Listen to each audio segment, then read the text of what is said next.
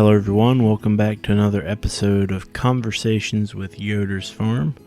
My name is Eldon Yoder and Lowell's here with me again today for the podcast. Welcome to the podcast, Lowell.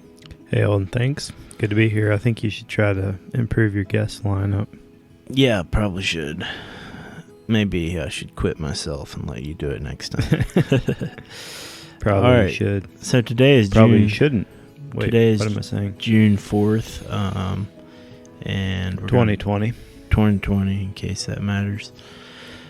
Pick Your Own season is winding down here on the farm, and you said something about talking about some questions that we had at the beginning of the season that we no longer have. Did I say something like that? You did. Oh, okay. Yeah, so I guess we should officially, this will probably be our final strawberry podcast, and for those of you who... For this year. Right. Well, mean, yeah. it's the We circle. always think about strawberries. It's the circle of life. They enter into our conversations during most months of the year. Yeah. So they may yet enter into our conversation Yeah. in the months ahead. But we're going to wrap the season up, and then for you that are tired of us talking about strawberries, you can be less tired. I guess. Yeah.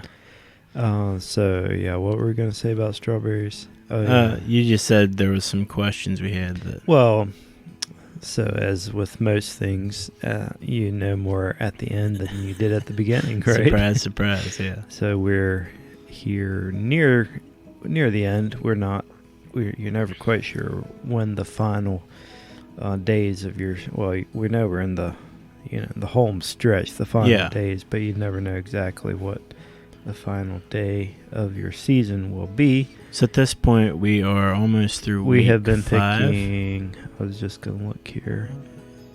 I think we opened... Let's do this live on the air. 1, 2, 3, Do you need to get your toes 4. out?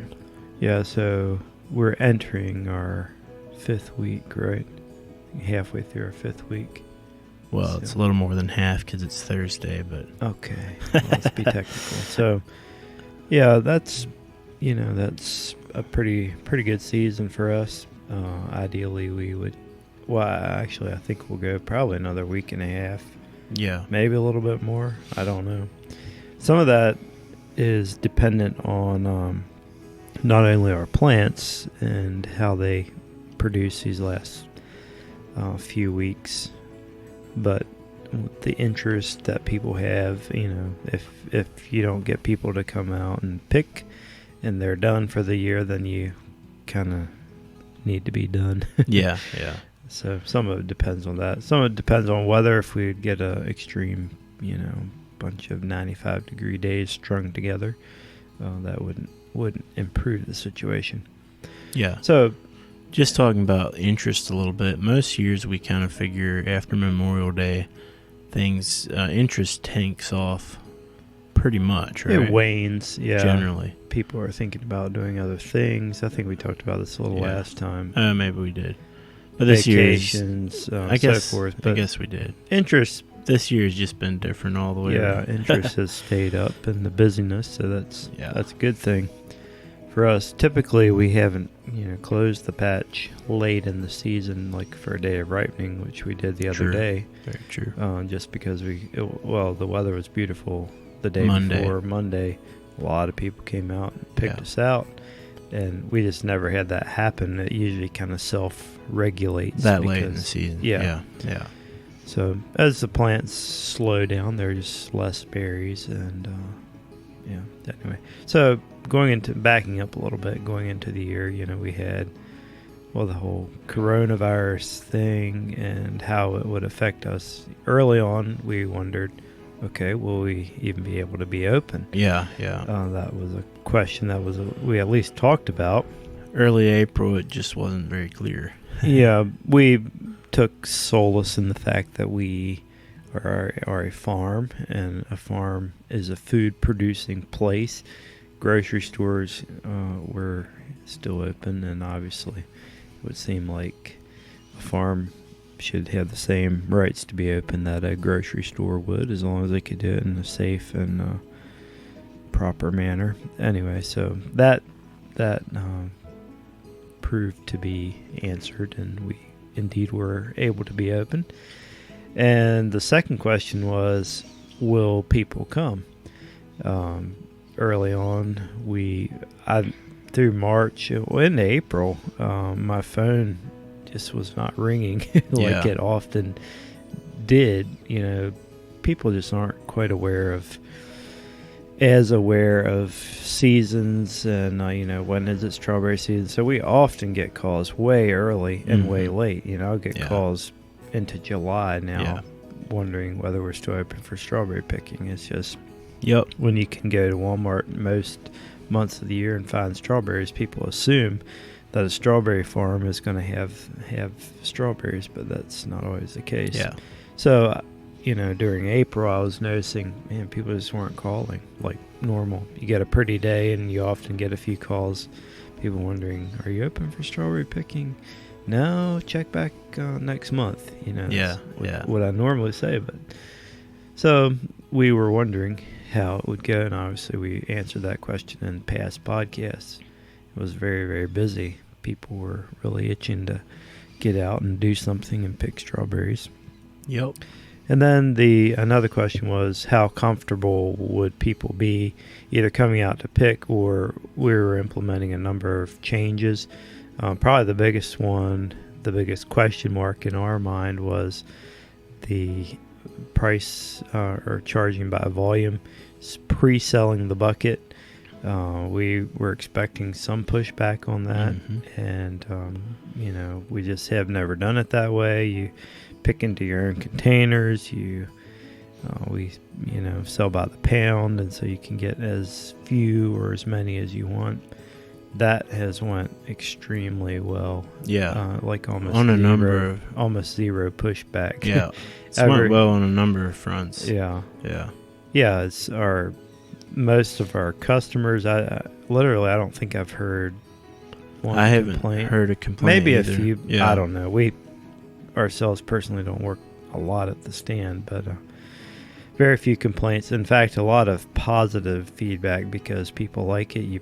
You stand in line once, you get your bucket, you go out and pick, and then you're done. You can go home instead of going back through the line again and getting your buckets weighed and our stand people really like it. There's it's no math you're not figuring out. There's a little bit, but much less. You're not tallying 3 buckets of varying sizes and doing it that way. We were pre-weighing the buckets, putting a sticker on them, sending them out that way so that when they came back you could deduct the container weight, only charging for the berries inside. I mean, it's a little tedious way of doing things now that I think about it, but we had done it for a long time. That's just kind of always been the accepted way. Maybe other people have done by volume. I know some other people have done volume pricing before. I just never thought it would But work. a lot of people would have done by the pound too, right? I think so. I just never thought it would work. And then pre-selling the bucket, it just has really streamlined our check-in process. So going forward, that's very likely something we'll continue to do. So those are probably, and then the final, the big question going into the season was, what will the weather be like? You just never know. I know all through the month of April I was saying, man, if we could just get some weather, I think we could have a really good season. And overall, well, obviously we've talked about this previous podcast too, but overall the weather was workable. It was on the cooler side, which had its pluses, of course, and some minuses. We talked about the freeze event, the very late freeze event. We had that one really rainy week that is kind of hard to, it's a little easier to forget now, but sure was hard to forget or think about that week. There's still fruit out there that got rotten that week, and it's dried up and kind of shriveled up in the pick-your-own patch specifically. Excuse me, I guess I'm gonna have to cough here, and instead of you taking that sip of coffee, you talk. Oh, okay. I don't know quite what to say, so I'll just wait till you're back. Okay, now I'm back. Shall we both take a sip of coffee together? Sure. All right, so anyway, What else did we want to talk about strawberry season? It seems like there was 3 things. Did we cover all 3? I guess we Yeah, kinda would did. people come? How would they react? And what would the weather be like? Yeah. Those were the biggies. The rain, I think the biggest problem with that event, well, we got about 3 inches that week, but it was like, back to back to back days, and man, that is just so tough. Yeah. And there were a lot of people that had it worse than us.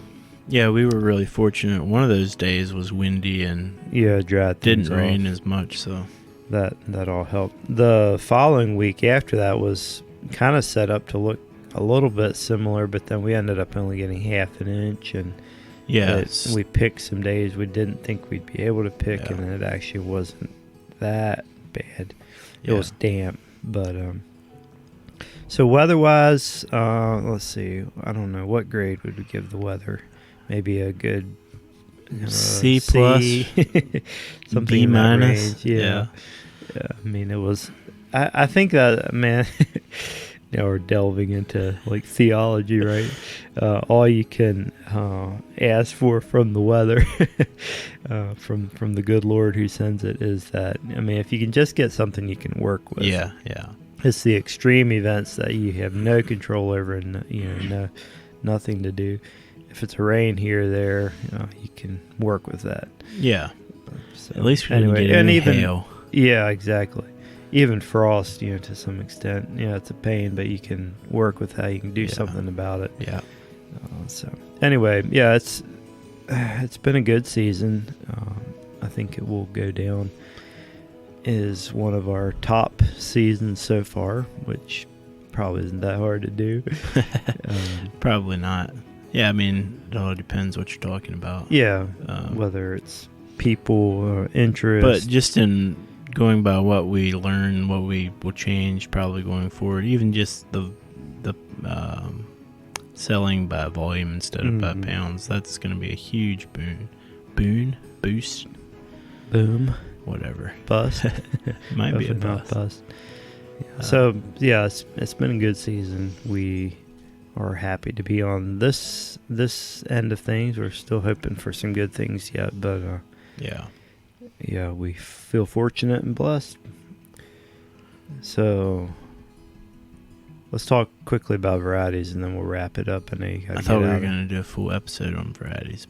I know, but we're going to put a bow on these. Okay. Never talk about strawberries again. All right. We'll probably switch to a political podcast. Just kidding. We won't do that.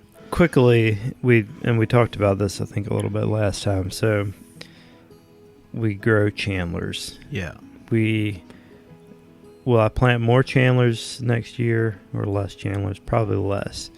Chandlers, you got to plant some. No way around it. But they're generally a very solid. Yeah, it's just kind of your safe bet berry. Yeah. This year was not Chandler's best year, but man, you can still see some really pretty berries out there on Chandlers. So. Yeah, and if you average our Chandlers over the years, we've grown them. Yeah. This was just an off year a little bit. Maybe in that. But even so, it wasn't a horrible year. No, I think some of that was just how hard we got picked. But anyway, we're going to grow Chandlers. Got to grow some, but maybe a few less. Sweet Charlies, a few years ago I was thinking this is a very early berry, and you do not get the long season that you do out of a Chandler, maybe 2 to 3 weeks, but it gets you in 10 days picking before Chandlers are ripe. Really works well to have some of these. Helps extend your season. Yeah, you're extending it on the front end, yeah. But you can get some of these in the store, kind of get a buzz and an interest going. It's a great time to train new pickers who haven't picked for us before. You can get them started doing that. Yeah. Get them ready for when it really hits. So a few years ago, I was about ready to say, man, why are we even growing Sweet Charlies? Mm-hmm. It's just we're not getting the yields off of them. But this was a really good Sweet Charlie year. And probably total yields aren't with a Chandler, but man, it sure is nice to get some good early berries. Pretty decent tasting berry, actually great tasting berry. just doesn't have quite the acidity in the pop that a Chandler does. Did I hear that they were starting to produce again with some later blooms? It just does that. If it's cool, they rebloom and set more fruit. So there's actually some red berries back down there again. Not a huge quantity, but no, but I mean, people will be picking in them for the next week or two. Yeah, on some level. That's just interesting. Yeah, so definitely going to plant probably a similar amount of Sweet Charlies. I think we had about the right amount this year. It was enough to give us good volumes in the store, but not so many to be too much. Yeah, that's a good amount. Albion, probably going to plant about the same amount. That's a day neutral berry. We found out, we always know this, but it does not hold up well in rain. That 3-inch week, we threw a lot of berries away, cleaning the plants back up. But overall, the yields have been, I think, above average on Albion this year. Right now we're in a really low ebb. We're in between a couple of new berry clusters coming down, which will really help us in the weeks ahead. But it's just right in between. It's more of a cyclical berry.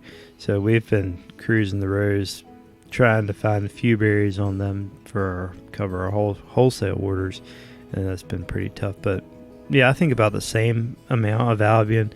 Some people see the big berries and it's a great tasting berry, and they say, well, why don't you just plant all your pick your in the field that way? But you just can't, because it's too risky. Number one, what would you do if you had a repeat, you had a huge rain event of this rain event across a much bigger scale? I mean, we just don't have the labor to go through and clean them up. Even so, if you clean them up and the strawberries are in the middle of the walkways, you end up with some other issues like smell and some stuff. Yeah, but they quickly dissipate and go away. So I don't know. Anyway. But it's just kind of spreading your risk. Yeah. So probably similar quantities to this year. And then Ruby June, I think we talked about this again. This was an exceptional year for Ruby June, both here, but I'm hearing. Is this the first year you planted rubies? No, I've had them a couple other years. Okay. I didn't have any last year, I think. But it's getting rave reviews in other parts of the world, especially places that are a little bit warmer than us. We're probably in the kind of on the edge of maybe on the edge of where it would really do well, depending on the year and so forth. But I think I'm going to probably double my number of Ruby June. And I didn't have tons of them, but I had a decent number of them. But we really like it. Flavor is just probably one of our favorite berries. And so I would really love to put some of these up in the Pick Your Own Patch next year. I think people would really like them. A little bit, I wish the canopy, the plant itself was a little shorter, a little bit easier to be able to see through. Gets a little denser. Is it anything like Chandler? Because Chandlers are just notoriously leafy and stemmy. It's more Chandler-like than Albion-like in some ways. The berries are huge, very nice, pretty fruit. So you'll have people filling up their buckets with like six berries. Yeah, probably not quite. So hoping to plant a few more of those, and then I'm always on the lookout for a few new varieties. Last year I did not experiment as much as I sometimes have, just because sometimes I think you can get a little carried away. But I would like to add one or two more, kind of a bit of a trial basis. Do you know what they would be? Our portfolio. Okay. Well, if I can get a few Roccos. Okay. It's the North Carolina variety. Yeah. It's really early. I would love to plant. That's kind of a North Carolina version of the Sweet Charlie. Yeah. I think it would actually yield longer than the Sweet Charlies. Okay. Really pretty fruit, and they hold up to water really well. So that's definitely a positive. Yeah. I wish they had a longer season, more like a Chandler Ruby June season. Unfortunately, it's more on the Sweet Charlie end of things. But I've grown them once before, but the plants are not as easy to come by in the Okay. main channels Yeah. where I get my plants. There's another one. It's a newer berry, so it takes a little while for that to Yeah, get. there's a whole process, and it's really fascinating thing that I don't know a whole lot about, but they develop these things over years, 8, 9, 10 years, Yeah. I think Yeah. often. Then, they've got to clean up, they call it the parent plants, make sure they're disease free, and then they actually have to propagate them. You have to grow them for several seasons before you can actually start harvesting the tips Okay. and sending them out to grow. So there's a whole process, and then before we would get them, some nursery in Canada has to decide, okay, this is one we're gonna run with and grow, but you don't want to do that unless you actually have markets for it. And if people have never grown it, they're not going to say, oh yeah, send me 100,000. So it's kind of a catch-22 there, because chicken and egg thing. Yeah. So it's kind of hard to get these varieties more into the mainstream. So you mentioned Rocco. Is there another one there's another North Carolina variety that has a longer season that I would love to try a few more again. It's called Liz. Okay. I don't know if I'll be able to get my hands on. And the other thing, you want to get them from a good source, not a nursery where you might have some disease issues that would affect the rest of your plants. So yeah. I'll have to see about that. So those are a couple I looked at. I think another one may have been Fronteras, but I don't know. I've never heard of that one. I don't think. On the fence a little bit about that. Merced is one I would try. I know I have a friend that tried some, and would like to see what his experience was. So anyway. So if just kind of overall, if you were to put percentages on these different varieties for your entire patch, what would that look like? Chandler be 80%? Probably close, or 7. Might be a little less. Okay. Let's go with 70%. Okay. And then Sweet Charlie.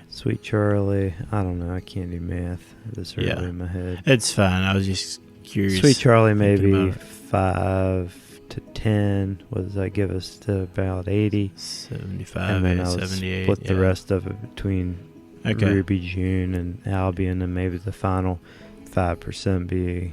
So would you say Albion, Sweet Charlie, and Ruby June, you might do a similar quantity of those three? Yeah, so Albion will be the same, Ruby June will be up. But that was lower than Albion this year, right? It's fine. I was just curious, kind of, if you look at the pie chart, what they look like. Yeah, we could have figured that out beforehand. That's fine. I just thought of it. So, all right. Well, so anything that's else what we we're should thinking wrap up here about in regards to strawberry season next year? Still already thinking about, we need to get some point, we have to mow the plants off, get the plastic lifted up, and I'd like to really do a good job of making beds, new strawberry beds this year. We had a few struggles getting the soil exactly like we wanted to last year, so hopefully we can do a little better job. And did we talk about our new irrigation system? I don't know if we did. New filter.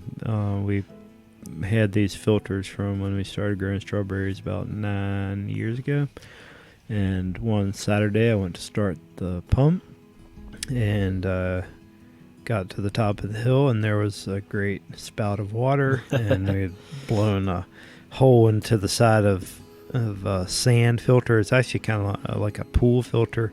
They're filled with sand, but you need these before your drip tape to keep all the little holes open. Yeah, otherwise you can get, we're running out of a creek, so there's silt and so forth. You can actually plug your drip tape irrigation emitters. Yeah, very good. Excuse me. Anyway, so I had lived a good and fruitful life, our filter, but it was time to replace it. Be like 7 years or so? 9 years. Okay. So ended up upgrading our filtering system, which I think will actually help us be able to water we were pushing it a little bit with our old system. Yeah. Kind of the capacity of it, and so we were watering and breaking it down to different zones to make up for that. But even that, I think I was maybe pushing it a little bit. So I'm hoping with this new system, which we have in now, it has a little more capacity. I'm hoping I can break it up into fewer zones. Yeah. Decrease watering time, and get more total watering time. Sure. And which will make my life a little bit easier. Yeah. And the other thing, we put fertilizer in to the as we're watering, inject it into the water going into the beds. Yeah. And this thing, man, I bet it injects at least twice as fast, if not faster. Huh. So that's very handy. Yeah. And it'll also make my life easier. So does that make injection of stuff take it from 20 minutes to 10, or talking? Yeah, I mean, I would often run stuff for probably 30 minutes sometimes. Okay. Huh. And some of the fertilizer you add hot water in to help it dissolve and stuff. And you need to stir it, and I don't know, this really works well. Good. So Good. I'm pretty tickled about that. Yeah. Hoping it'll help. Maybe, I don't know if it'll boost yields or not, but it sure can't hurt. Yeah. Well, anything that makes your process more efficient is, in and general, at the end of the day, I mean, nutrients and water, and that's what plants need to grow and produce. Sure enough. Anyway, we rambled on way too long, so should we? You think? Put this puppy to bed? We can, I guess. All right. Well, that, as we've said, or as Lowell said earlier, that's kind of the wrap on our 2020 strawberry season, I reckon. There may be a little break in episodes here for a couple of weeks, but we will be back at some point. And back and better than ever. Hopefully. Maybe we should call it season 2, because I noticed the other day that we started this thing right at 1 year ago. So okay, wow.